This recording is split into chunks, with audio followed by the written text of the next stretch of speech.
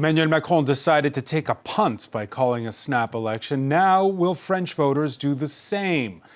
For all its insistence that it's no longer far right, for all the reversals and reviews on issues like pension reform, support for the war in Ukraine, the cornerstone of Marine Le Pen's party remains identity politics and the notion of a national preference.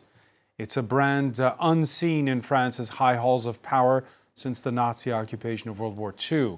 We'll ask what Le Pen stands for and her untested 28-year-old standard-bearer, Jordan Bardella. Why him? Why not her in the race to govern? And what about the far-right's foils? The left's electoral alliance includes reformist socialists and Greens, but both the National Rally and the centrists raise the specter of a far left that it deems anti-Semitic. Is the French president right to tar Le Pen and the party of Jean-Luc Mélenchon with the same extremist brushstroke? Is he the rampart against extremism or an enabler? First clue, well, we'll get it in just 10 days' time with the first round of those snap legislative elections. Today in the France 24 debate, has France's far right really changed? Joining us from the Bulgarian capital, Sofia, commentator and political scientist Thibault Muzelg. Thank you for being with us. Thanks very much, Francois. Thanks for having me. You are the author of Post-Populism. With us, a journalist at the French news site Franc-Tireur, columnist for the New European, Emma Kate Simons. Hi, Francois. Good to see you. Good to see you too. France 24 alumnus Cole Stangler, author just in time for the Olympics of Paris Isn't Dead Yet, Surviving Gentrification in the City of Light. You're joining us today from Stamford, Connecticut, not far from New York City. Are you keeping cool? It's pretty hot here as well. Thanks for having me, Francois. All right. Your reactions on the hashtag F24debate. While Marine Le Pen keeps her powder dry for the big one, the 2027 presidential election, her poster child is everywhere. Bardella, Jordan Bardella, just came off leading the National Rally's record score in European elections when he was called on to lead the campaign for legislative ones. And after a photo op with farmers on Tuesday, here you see him Wednesday rubbing elbows with generals and CEOs at the big Eurosatori arms trade fair outside of Paris. Forget that 2017 loan by a Russian bank for Le Pen's presidential run. Forget the party supporting Moscow's annexation of Crimea. Bardella says he will support continued arms shipments for Ukraine by the French if he's prime minister. Well, up to a point. I wish for Ukraine to have at its disposal the ammunition and equipment it needs to hold the front, but my red line will not change. I do not plan to send, especially long-range missiles or other weapons that will allow Ukraine to strike Russian territory. Emma Kate Simons, is that a shift in positions there on Ukraine? I mean, yes, there's a shift in terms of the words, but there's no shift in the real position of the National Rally. They are still the party of Putin. There are so many links between so many of their members and those who are about to be elected. They've publicly disavowed him, they say. They have publicly disavowed them, but can we believe them? And they just want to get elected. Jordan Bardella, there, he's looking extremely nervous. I think you can notice now that he's really feeling the weight of the fact that he's 28 years old, a former gamer. He's never had a proper job in his life, and he thinks he might become the next Prime Minister of France. He has absolutely no experience. He looks nervous there, meeting with business leaders, presenting economic policy, and in fact, he doesn't want to answer questions most of the time. We'll play a clip with that meeting with business leaders in a moment. But first, Thibault Muzelg, how do we know what the National Rally's position on Ukraine really is? Well, that's the thing that we won't know until we get there, right?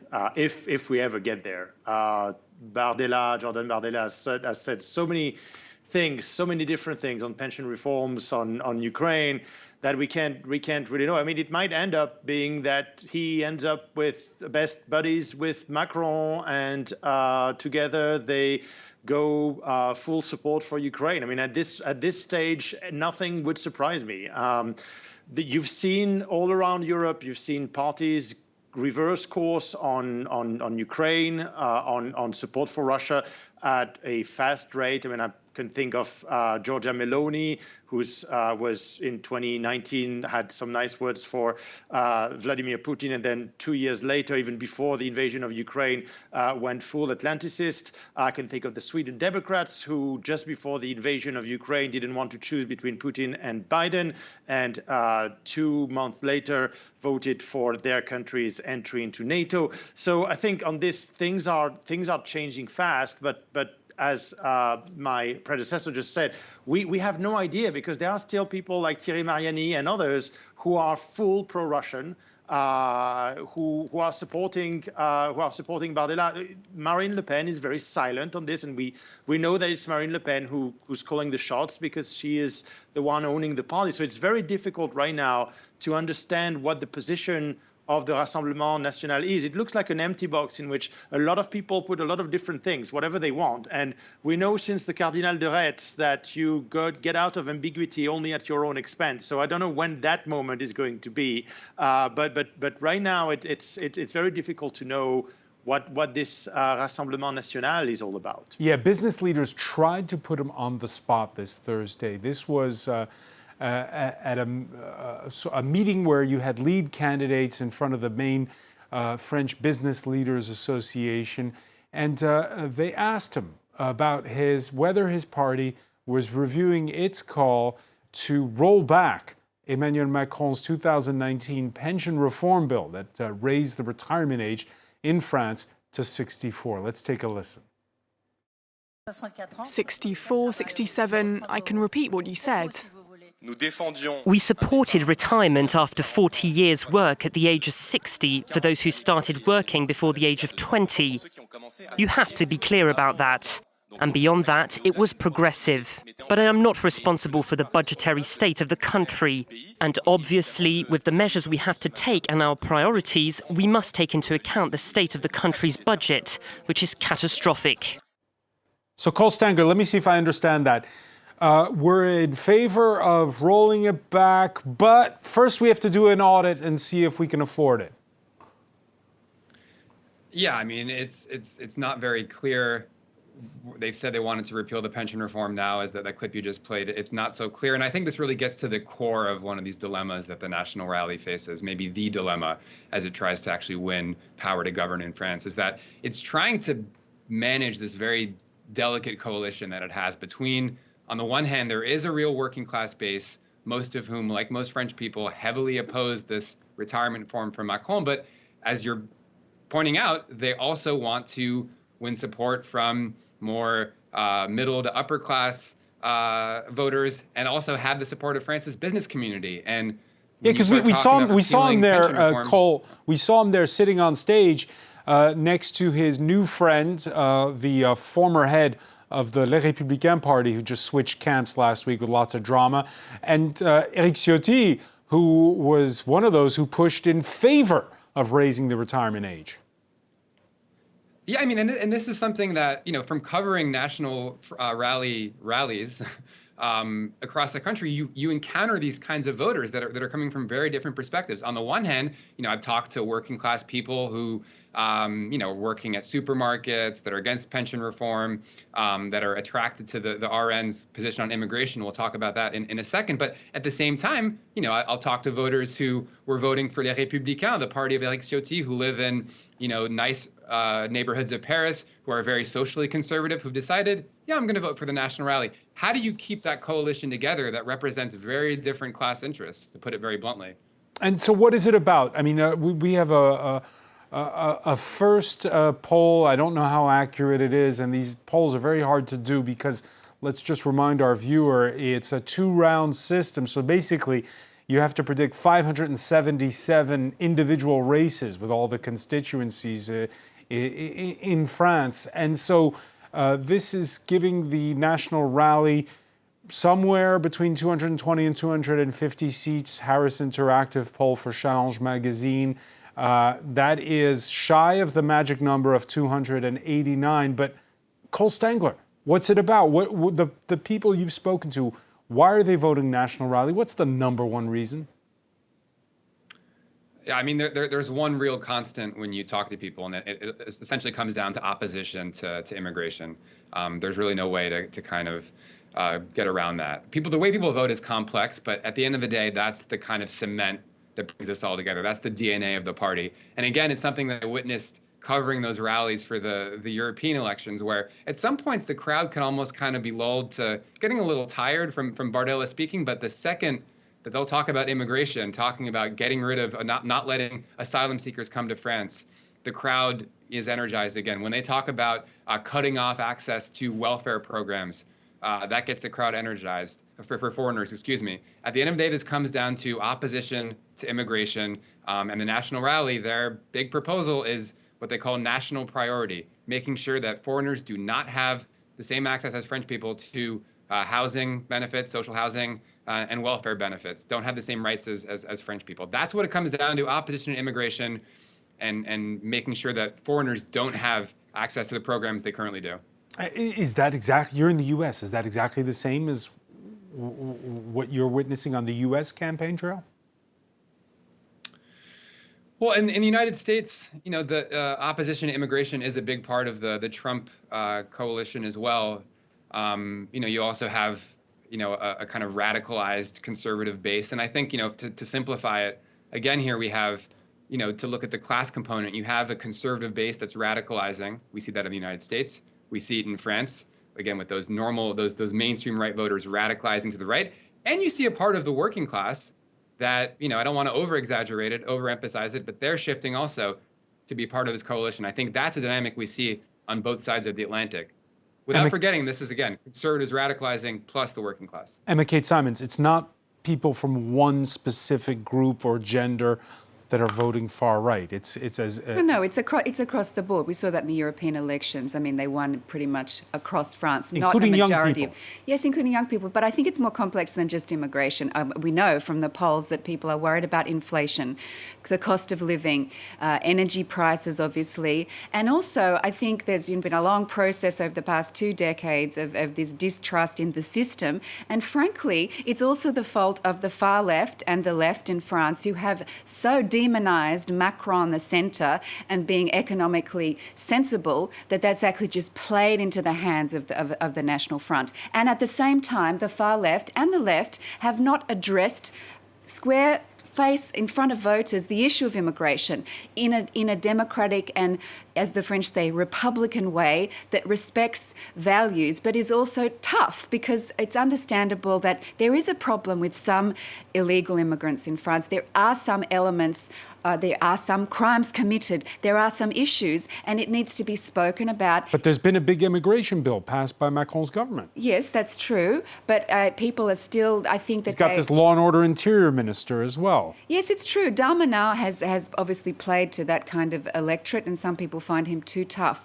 But on the other hand, this is a problem across democracies across the West. They've allowed the far right to capture the debate on immigration, just like they've allowed the far right to actually take the issue of secularism as their own and give anti-Semitism to the left and the far left. And we've written a lot about this in Franc-Tireur. Caroline Forest had a column about that.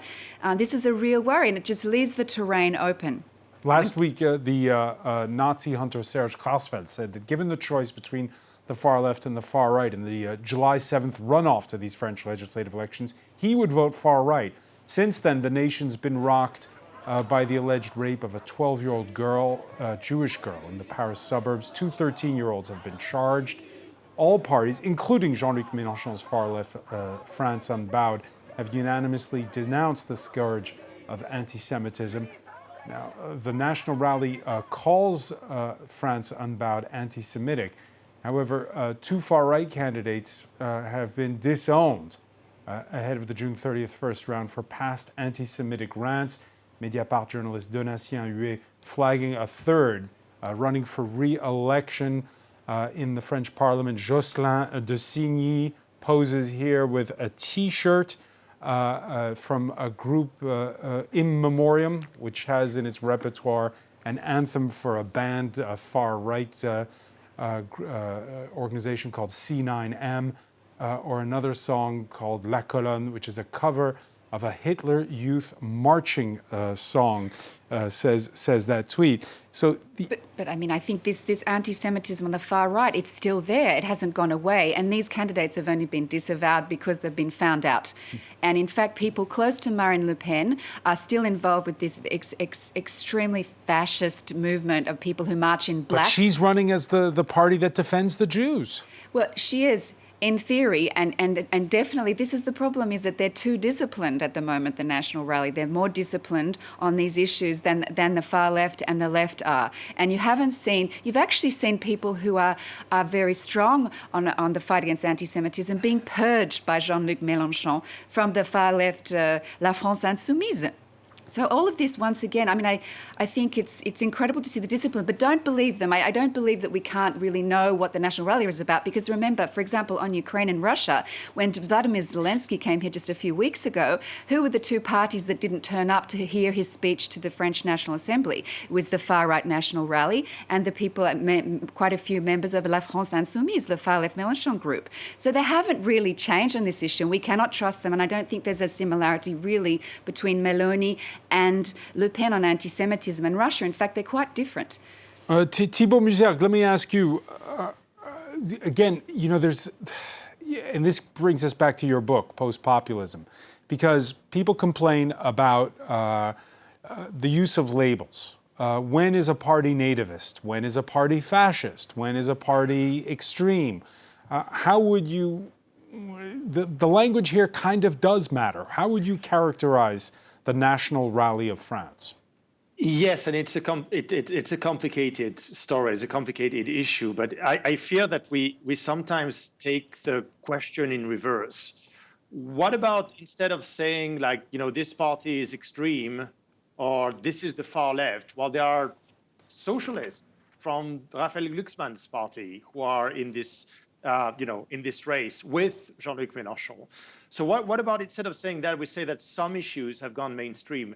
I think today in America, like in France, like in the UK, being anti-immigration, which was a sign of extremism 10 years ago, has gone mainstream.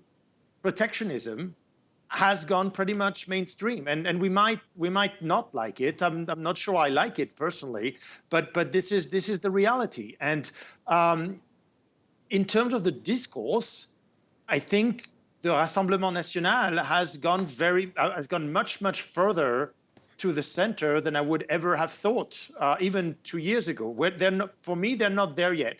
There are still a lot of doubts on Ukraine, and I think what has been said is absolutely right. We cannot right now. It is very difficult to trust Marine Le Pen, but we might have to if the French people decide that they decide to give them a majority. So I do agree that there is a big difference with Giorgia Meloni. Giorgia Meloni on the economy is liberal. She's protectionist, but in terms of like internal economy, she is liberal. Marine Le Pen is certainly not.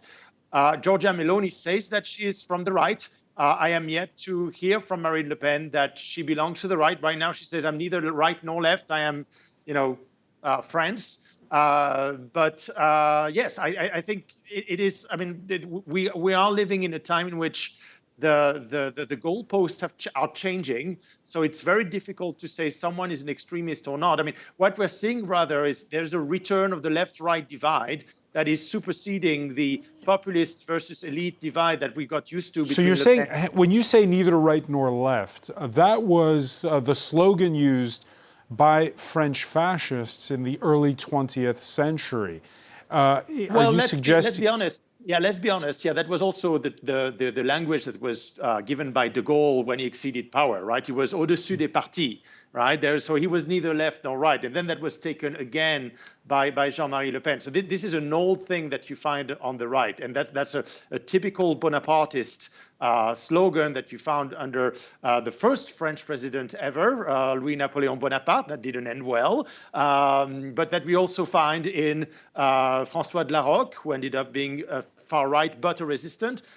General de Gaulle, who ended up, building the institutions that we now have in France. So, and the thing is that Marine Le Pen, I am yet to hear Marine Le Pen saying that she is right wing or right of center. Right now, she's not saying that. Of course, she's not admitting that, but also because this is the way for her to exist. against Emmanuel Macron. She is the two, Macron and Le Pen, are in a sort of tango of which neither of them can get away because their existence depends on this divide. You take out this divide between populists and elites, and neither Macron nor Marine Le Pen really have a means of existence. And then we get to Bardella versus someone else. So, I mean, this is something that I find very interesting for the next 2 years, because right now what we're seeing, and the left has understood it much, much better than the right, that the divide right now in France, we're getting back the divide between left and right, and everybody's going to have to find their to find which side they're on. And there might be a small centrist group, but this is the fundamental debate that is coming back. And it's a divide between far left and far right, in fact, and there's still a centre, and in fact there's a portion of the socialists who are much more in agreement with some elements of the programme of the Macron government, but they don't want to admit it. And I do think that on the economy, this is where you really see the extremes, and particularly the National Front, with their absolutely unfunded promises. I mean, they want to literally take away absolutely billions and billions and billions of dollars from the budget, whether it's it's the campaign. It's silly season. Let me bring in. I see you disagree, Thibault Musac. Let me bring in Cole Stankler on all of this. Cole, your thoughts on, first of all, Cole, do these labels matter of what kind of label we pin on the national rally, whether we call it far right, whether we call it populist, whether we call it nativist, whether we call it, for some, even fascist? Well, I think the words do matter to some extent. It's important to recognize where this party comes from. You know, founded by colonial nostalgist, who is in the war in Algeria. Also, one of their founding members, former member of the Waffen SS. These things matter. So they do clearly come from the far right, even though their discourse has changed. But I think it's important also to not fall into this trap of simply talking about the extremes as if both the left and the far right represent, similar dangers to French democracy. They do not. Unfortunately, we had, the former great foreign minister Dominique de Villepin speaking on French television last night, recognizing that, in fact, the far right represents a truer danger to French democracy than the left-wing program, the left-wing platform that really has some very sensible kind of common left-wing economic proposals. A very important point that we didn't talk about that's also in the National Rally program is they want to go back on France's tradition of birthright citizenship, what's called the droit du sol, which has been in France for a very long time. Not even Vichy got rid of the droit du sol tradition, birthright citizenship. So it's important not to point the far right and the left as being both dangers to French democracy. And I think I just want to add very quickly just a couple of other points, because I heard one of your guests talking about the supposed link between immigration and crime. This is something that we hear a lot in the conservative media in France. It's part of, I think, what's fueling the support of the National Rally, contributing to a mainstreaming of their ideas.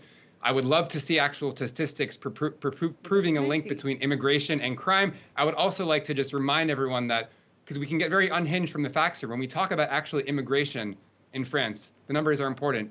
You look at the share of immigrants in France today, that is, people born as foreigners outside of France. Today, around 10% of the French population. In 1975, it was 7.4%. So let's put things in perspective here. Immigration itself is not that significant, and that supposed link between crime and immigration. No, it's not immigration. It's not immigration. No. It's the discussion is actually around undocumented, typically recently arrived migrants, often sometimes very young men, even minors. So they've been very kind of high profile cases. So it's not a question of saying that immigration is linked to crime, not at all. And in fact, cases that have been highlighted by the far right, but no, not just by the far right. No, that's not true. They've been highlighted. But a lot of these undocumented workers do things like work as busboys in restaurants and of course. And at the last election, Emmanuel Macron had this excellent debate with Marine Le Pen in 2022, where he talked about the benefits of immigration. But if you're going to sell the benefits of immigration, you have to also be tough on crime, including when it might come from some undocumented areas. That's all right. The French, as I was saying, the anti-immigration stance has gone mainstream. There's two of us who are saying that there is a problem with immigration, and you would not have heard that on a mainstream media just 10 years ago. So I think when you say there's a this problem, shows my case. Thibault, when you say there's a problem, is it the problem or the perception of the problem that's big enough so that it has people changing the way they vote? Both. People are worried about this. I'm not saying that there is a link between crime and immigration. People are worried about it. It's as simple as that. And if you refuse to say that there is an issue, and you can say this is an issue and this is a good thing, right? Which is what the left is saying. The left is saying we need more immigration. But still, refusing to admit that there is a problem in immigration, which is what we've done between 2000 and, let's say, 2015, I think those days are gone. Cole Stangler? I just want to respond to something that I heard as well from, just earlier about when I asked for actual statistics. This is very emblematic of the kind of approach we hear from the anti-immigration voices in France. When I asked for actual statistics, there were no statistics. Instead, we hear talk about high-profile cases, and that's very typical of the right-wing media in France. Well, they'll talk about this, so-and-so person alleged to have been accused of this crime, and they'll highlight this horrible cases. Obviously, no one supports, crime and these brutal murders, but we hear about these cases. I want to see the actual numbers showing that there is a link. We don't have these numbers to prove that. And the problem is you have a increasingly influential right-wing media, maybe we could talk about that in France, that is propelling these cases to the front of the national conversation. And that's why that when you turn on the news in France, if you listen to watch a channel like CNews, modeled after the French Fox News network, if you listen to the radio, Europe 1, owned by conservative billionaires, they will talk a lot about these cases, but they're very detached from the actual numbers and from the reality. And so you have this very powerful right-wing ecosystem that I think is pumping this out into the kind of ether, and people respond to that. People respond to it. You're saying Jordan Bardella, by the way, who's rated as underperforming in televised debates, but he's hell at TikTok, where the former Call of Duty gamer regales his 1.6 million followers. That kind of brings us back to something you were saying earlier, Emma Kate Simons, because obviously one of the reasons why the far right's doing well is we don't campaign the same way, we don't communicate the same way as we did 20 years ago. No, and this is obviously Bardella with his 1.6 million followers, adept at TikTok. That's really where he actually became quite famous as a politician. And I mean, this is the big change. Even with each election campaign, social media has become more important. And young people in France, more young people get their news from TikTok than they get it from anywhere else. And TikTok is famously actually owned by a company that is answerable to Beijing.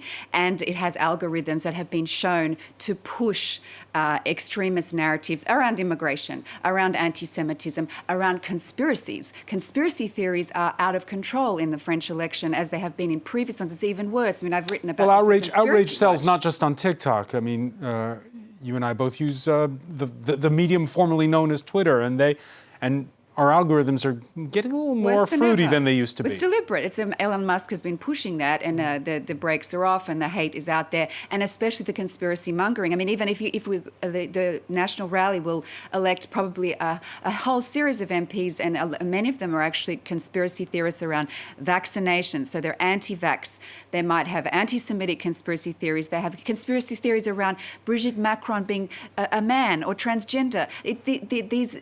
You also see some of this on the far left, and I understand the left and the far left are not the same thing, and they are in this group called the Front Populaire, but even that is problematic at the moment because there's a lot of infighting and real differences. And you're absolutely right, Cole, about the fact that the National Front, the National Rally, represents a specific danger of extremism to France that is rooted in a racist past, anti-Semitic past, that is not necessarily the same on the far left, but there's a whole series of dangers on the far left that voters are afraid of. They're worried about entrusting the economy to the far left, and unfortunately the far right is profiting from that. Okay, the French president putting in the same basket far left and far right. We've seen it on the campaign trail. Ditto with his prime minister, Gabriel Attal, who's lead candidate for these elections.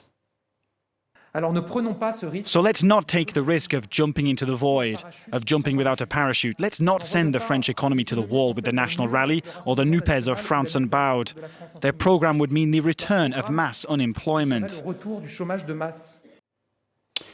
By tarring both sides with the same brushstroke, again, I ask the question, I'll begin with you, Emma, I'll go around the room. Okay. Is Emmanuel Macron acting as a rampart or enabling the rise? Firstly, it's Gabriel Attal, and that's a good thing because he's a popular prime minister, and people would prefer to see him than Emmanuel Macron at the moment. I can play you a clip of Macron says the same thing. He says the same thing, but people listen more. And in fact, there's a poll out today showing that the centrist movement comprising Macron's movement and some others is actually 4 points up in the polls to 22%. So the French voter is starting to think about the seriousness of this situation. The 2 rounds is going to be crucial between June 30 and July 7. But this again, my question is, putting in the same basket far left and far right. Well, they are both extremists. They are different. There are actually some similarities, certainly on Russia. There was an excellent piece on Twitter showing Manon Aubry from LFI and Jordan Bardella talking about Ukraine, all their anti-NATO conspiracy mongering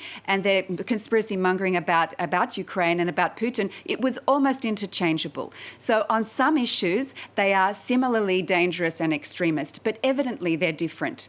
And clearly, I mean, what would be great is if the new Front Populaire could actually, like I said, and this has been called for, purge some of their more extremist elements, people who've said things that are sexist, racist, anti-Semitic, and even worse, and not have them as candidates. Now, Raphael Glucksmann did very well. He's a moderate socialist who's been extremely strong against Putin, for Ukraine, standing up to China's interference. And his voice was not heard enough. He's speaking up a bit more. Cole Stangler, is the president's strategy, and we saw a French broadsheet of record, Le Monde, characterize Macron's strategy as take on the left in the first round and take on the far right in the second round. Is that, again, is it preventing or enabling Marine Le Pen's ascent to power?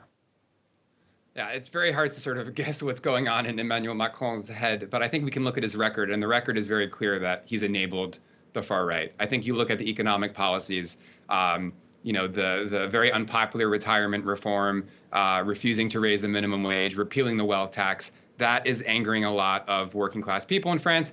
And if you look at some of the kind of social, cultural policies of Macron, the immigration law that he passed, the kind of engaging in the right-wing culture war issues that we saw from his education minister throughout his presidential term. So he's clearly an enabler. And I think just to add a little bit more nuance to the conversation here, when we talk about the platform of the left, referring to Manon Aubry, the France Insoumise candidate for European elections, the LFI program, the France Insoumise program for European elections, called for continued support for Ukraine. That should just be very clear. So different from the National Rally. And just to nuance things a little bit further, when we talk about anti-Semitism, unfortunately, and anti-Semitism does exist in France without a doubt. It also exists on the left.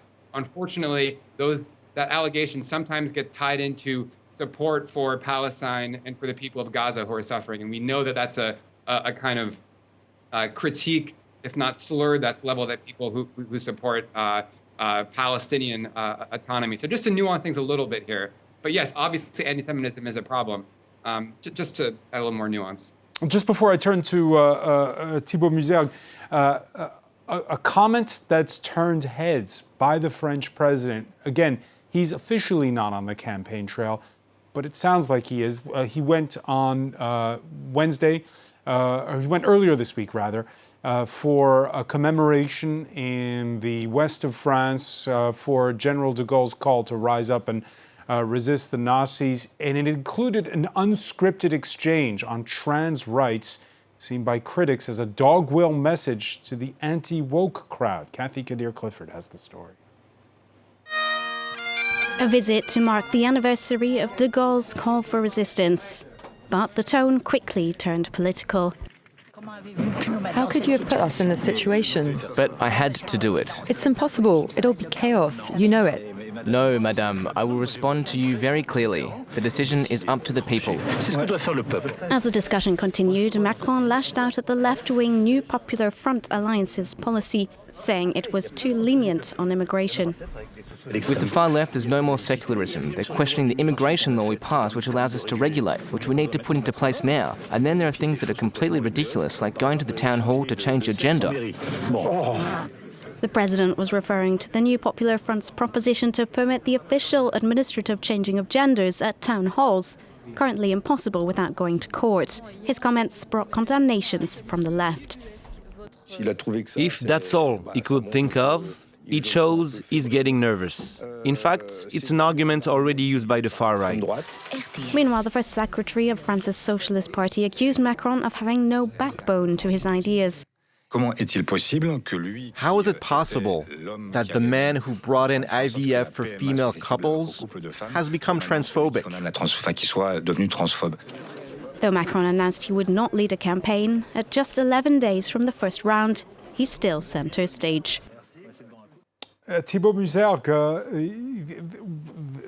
Emmanuel Macron wading into culture war issues, is that again a sign of the times, and what do you make of it? Well, it is a sign of the time. It is a sign that, you know, this whole en même temps is no longer working. He has to make choices. Now we've gone from en même temps at the same time to right now it's neither nor. But on each wedge issue, he needs to make a choice. Are you for or against Ukraine? Are you for or against trans rights? Or are you for or against immigration? All these things that are pointing to the fact, what I've been saying a while ago, that we're getting back to this left-right debate, and the center is becoming much smaller as a result, because we are in this return of a left-right debate, whether we like it or not. The question is, the real problem here is that having a big center basically makes all people on the left and the right, on the center left and the center right, stick together and, you know, sort of like, you know, build a sort of bricks around the president. But Thibault, instead of civilizing the guys who are on the further right and left. So, I mean, everybody... Thibault, isn't that the dirty little secret about European politics of the last 30 or 40 years, that over time, every country's become a social democracy, and every country more or less wants a welfare state, but also wants a bit of free trade. Everybody's become a reformist a little bit, and so now we have to clutch at nuances to mark our differences. Well, and everybody apparently, well, not everybody, because there's still 20%, 25% who disagree, but everybody else wants less immigration, right? I mean, this is apparently both Macron voters and Le Pen voters don't want more immigration. They want less immigration, right? So things are changing. Things like medical deserts. Of course they care about other things. We were just saying a moment ago that this is what drives the crowds in a Le Pen meeting. And apparently it gets, if Emmanuel Macron is criticizing the immigrationism, as he calls it, then it means that it gets his crowd fired up. Do you agree, Emma Kate Simons, that this whole Macron winning in 2017, blowing up the big 10 parties here in France, the socialists on the left, les républicains on the center right, that has become kind of an ellipse, and that we're going back, as Thibault was suggesting, to the old left versus right divide when this is all done and dusted? Well, firstly, I don't think Emmanuel Macron blew up the left and right parties, because they'd already blown themselves up into oblivion by the time he managed to pull together this incredible centrist movement that actually saved France from having Marine Le Pen as president in 2017. Now coming to the end of his, or, you know, towards the middle of his second mandate, I think, you know, he's going to have his problem is clearly that the left is reforming. But the minute that the left started to reform after the European elections with Glucksmann, very moderate, sensible, forward-thinking, a new face, he was crushed by the extreme left. It's like Jeremy Corbyn is still in control of the British Labour Party. That's what the situation is in France. But there's a difference here. This is an electoral alliance in France. Oui, but Jean-Luc Mélenchon took the control, and even though they have made a couple of concessions, he took the control. They've got more seats assigned to them. It's not one party. It's several parties aligned. But La France Insoumise, Jean-Luc Mélenchon's party, is in control. And in fact, you go into a left-wing newspaper, it's not just right-wing press, and they're talking about the infighting because it's unfair, and the socialists haven't necessarily stood up enough for themselves. François Hollande has joined this Popular Front with people who are saying exact opposite of what he said when he was in government. How do you explain that, Cole Stangler? Well, I know your panelist likes Glucksmann a lot, but unfortunately for her, I think ultimately at the end of the day, you have to look at what each party represents in this coalition. And the fact is that the socialists still they're not the hegemonic force on the left. And so I think the parties on the left decided to compromise, come to the table. And it's also important to emphasize, to nuance things as well, that Jean-Luc Mélenchon was not the architect of this unity alliance. There were other people within La France Insoumise, notably François Ruffin, the former journalist, who played a huge role in bringing the parties together. Mélenchon, in many respects, is on the outside following. And so you have some infighting. And again, also to emphasize, to nuance the infighting here, you have only a handful of legislative districts where the left has some tensions and where everyone's not rallied behind a single candidate. So that gets a lot of attention in the press, but overall they were able to come together to this coalition, and it's quite impressive. And it does sound like we're returning to traditional politics like it was in France throughout, which is that it's coalitions that lead to success. And we played that clip at the outset of the National Rally leader, Jordan Bardella, sitting next to the now ousted leader of Les Républicains, Éric Ciotti, at that business leaders panel. Ciotti disowned by the leadership of the Gaullist-rooted Les Républicains, which is the party of the late Jacques Chirac and Nicolas Sarkozy. The member of parliament from Nice was popular, though, with rank and file. In the Le Monde article entitled "A Long and Tormented History Between the Right and the Extreme Right," Le Monde's Abel Mestre writes that Ciotti's alliance could get the far right to the magic number needed, 289 seats in the next parliament. In 2011, Marine Le Pen was already saying it. The leadership of political parties knows full well that with a swing of several hundred votes in each legislative constituency, our score could lead to 300 seats. Above a certain threshold, resistance to our progression will no longer be possible. Thibault Musergue, again, that first poll, I don't know how accurate it is. The Harris Interactive poll. It's the first one we have that breaks it down in numbers of seats, 225 to 250. They were wildly inaccurate last time around in 2022. What are the chances of Marine Le Pen getting 289 seats in the next parliament? I think right now the probability is more that we get to a situation where there's no overall control, and the French are going to have to learn to play coalitions, like in Italy, like in Spain, like in other places. Is going to be very, very difficult because we don't know how to do that. We don't have that culture, but we're going to have to learn. However, it is also possible that you wake up with a majority on the right or on the far right, depending on where you want to put it. In that case, we'll probably have Jordan Bardella as prime minister. There's going to be a cohabitation with Emmanuel Macron, and we'll have to see how this plays out. It's going to be a cohabitation under surveillance. It's not like all the powers will be given to the far right, so I don't really believe in the Hungarian scenario, even though it is also possible. Yeah, just to remind our viewers, Thibault, that in France, the president has a lot of power, and Exactly. so he's already said he's not going to resign if his party loses these legislative elections. No, and why should he? And there is another scenario that we have to think of. I mean, one is the unexpected resilience of the Macronist party in the second round, and then they can manage to get a majority. This is very unlikely right now, but it's a very surprising campaign, so you never know. And another one is a victory of the Front Populaire, and then we get into another situation where Emmanuel Macron has to appoint or decides to appoint a left of center prime minister, and there are negotiations. I think in whichever ways there's going to be difficult negotiations, and we're going to have to learn to negotiate coalitions once again. It's kind of being back in the Third Republic. Personally, I find that a little bit exciting because I'm a big parliamentarist, but we'll have to see how this plays out. All right, and certainly there'll be no rest for politics junkies. First of all, with every day bringing its own drama that we've been covering here on France 24. First round, June 30th. Second round, July 7th. And as Thibault said, that could just be the beginning, depending on what the outcome is. I want to thank you, Emma Kate Simons. I want to thank Thibault Musel for being with us from Sofia. Cole Stangler from Stamford, Connecticut, thank you for being with us here in the France 24 debate.